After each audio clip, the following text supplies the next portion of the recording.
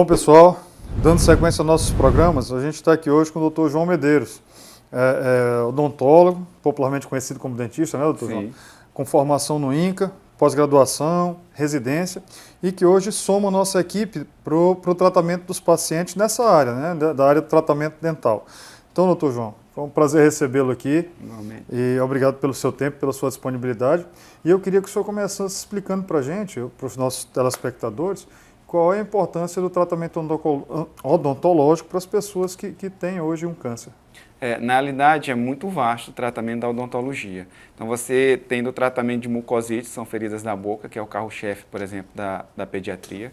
Você trata câncer de mama, porque algumas medicações, como os bifosfonatos ou difosfonatos, que às vezes são associados tanto à mama como a mieloma múltiplo, eles dão problemas bucais. Inclusive, se você retirar um dente desses pacientes em uso dessa medicação, e essa medicação é de uso contínuo, e você pode induzir uma necrose ao apodrecimento do osso. Isso também ocorre na radioterapia até com mais frequência, porque na radioterapia é certeza que isso vai acontecer se você retirar um dente, o osso não tem capacidade de regeneração e ele necrosa.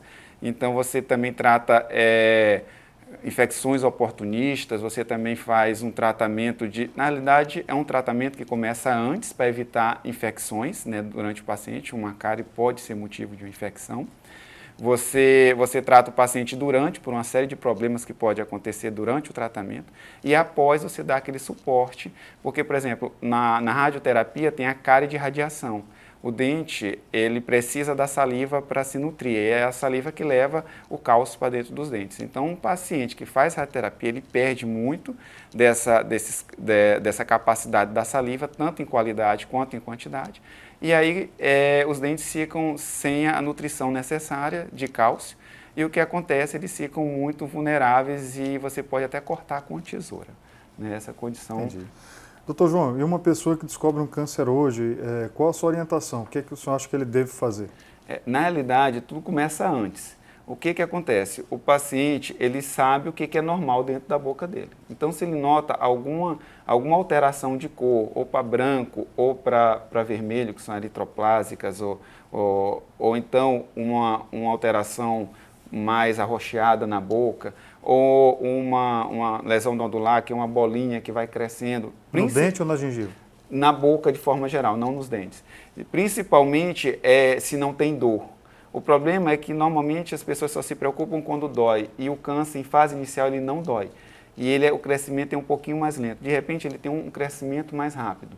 Ele só vai doer mais à frente, quando começa a formar as feridas, aquelas coisas, aquelas lesões, né? Mas aí nesse caso a gente está falando de cânceres na boca. Na boca, tá. Específico na boca. Tá. Então, quando ele começa a notar essas alterações, o importante são as alterações, como eu disse, principalmente aquelas que não doem, ele tem que procurar o seu dentista, e o dentista ou um médico, né, de cabeça e pescoço. Então, aí o que é feito? Uma biópsia daquilo e mandado para ver no histopatológico, que é o pessoal que vai ler as lâminas, ver que tipo de células são aquelas.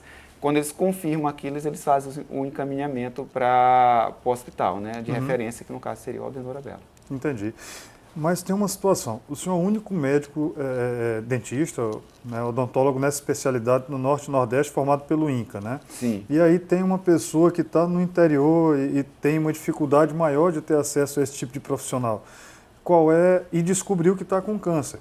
Qual é a sua orientação para esse paciente? O que é que ele deve fazer enquanto ele não consegue conversar com um odontólogo especialista?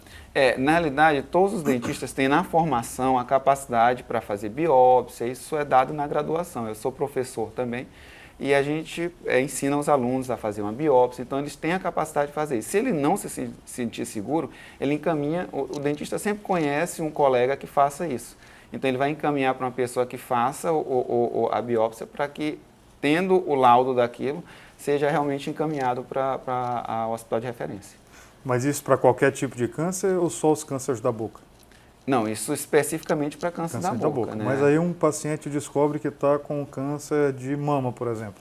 Aí ele tem que ser a outra via, o mastologista, porque aí a odontologia ela só vai entrar na hora do tratamento. Na hora do tratamento.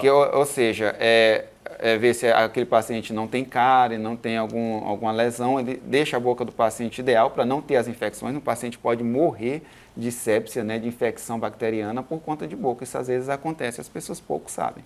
Né? Então, o dentista vai entrar nessa hora e aí, no caso de um câncer de mama, por exemplo, ele vai entrar a partir do momento que ele tenha algum problema bucal, ou então quando eles começam a tomar a medicação. Quando isso acontece, que nem todos tomam essa medicação, né, os bifosfonatos ou difosfonatos, e aí nesse momento sim, aí entra o cirurgião dentista. Entendi. Outra coisa, doutor João, o senhor trabalha principalmente lá no hospital na área da pediatria, né? Sim. E foi feito um projeto, a gente fez um projeto lá um tempo atrás de sorvete para essas crianças. É uma coisa engraçada. Fale um pouquinho a respeito disso para os nossos telespectadores, por Porque favor. na realidade as crianças apelidaram de din-din terapia, porque aqui no Maranhão a gente conhece aquele sacolezinho por din-din. Então aquilo é um projeto muito simples, mas muito bonito, de pouco gasto, mas que faz um efeito extraordinário. Porque todo tratamento de quimioterapia, o ideal é que você se hidrate muito. As crianças não gostam de beber água. Então, com o picolé, o sacolezinho... Tem um gosto na boca também que fica, né? Fica um pouco um residualzinho, que é bem complicado a alimentação dessas crianças.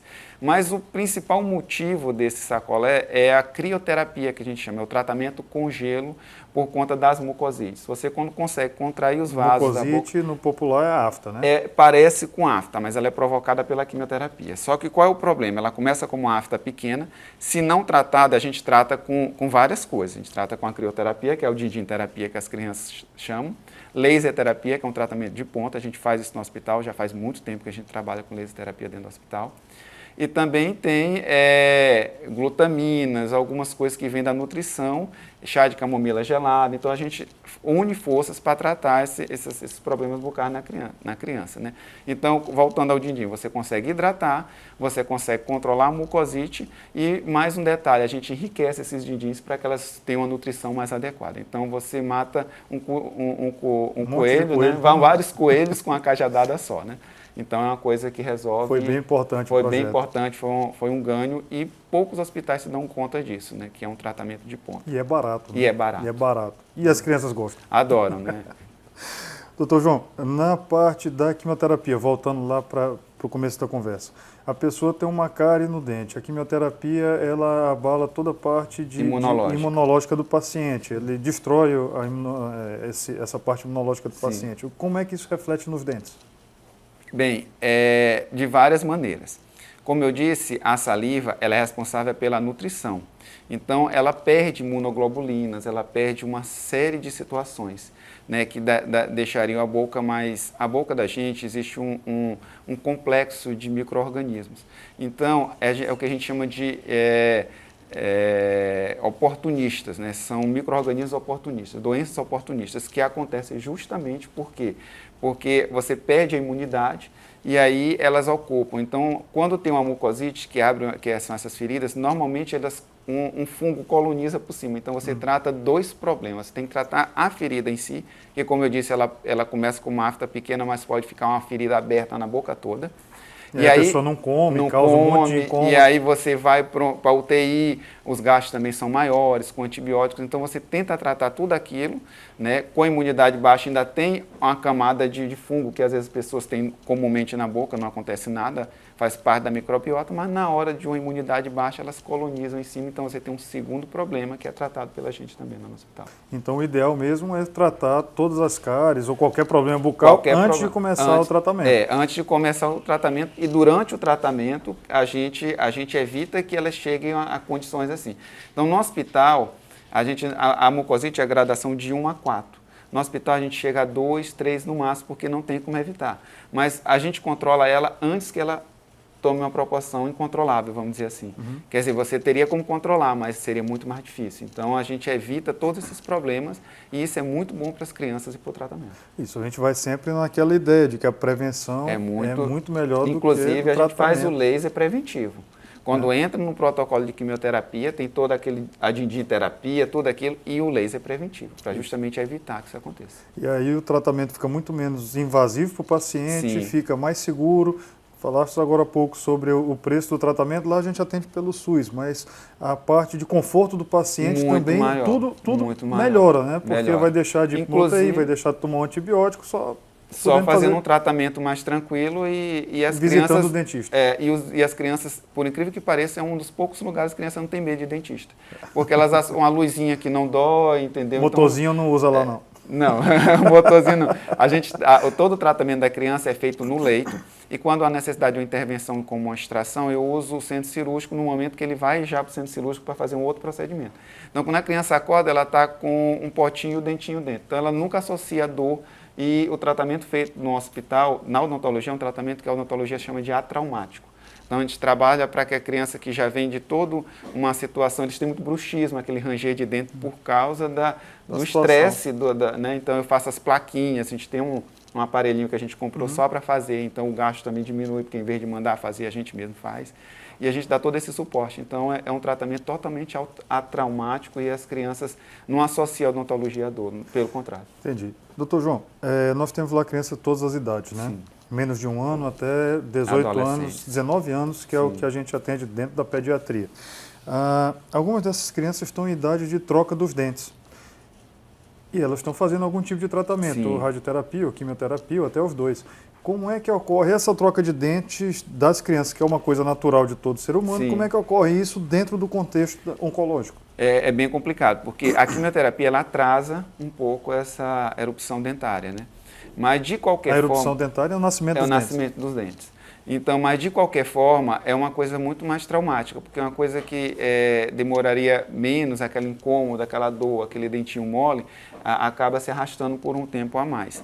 E dependendo da imunidade da criança, a orientação é não mexer nos dentes até estabilizar, porque qualquer tirada de dentes pode abrir uma janelinha para foco de infecção. E sepsia mata em pediatria com muito mais, bem complicado. Então, a gente tem todo esse cuidado, né, o tratamento dos dentes, eu explico, a gente acompanha e no momento certo, porque a gente acompanha todos os exames diários dessas pacientes.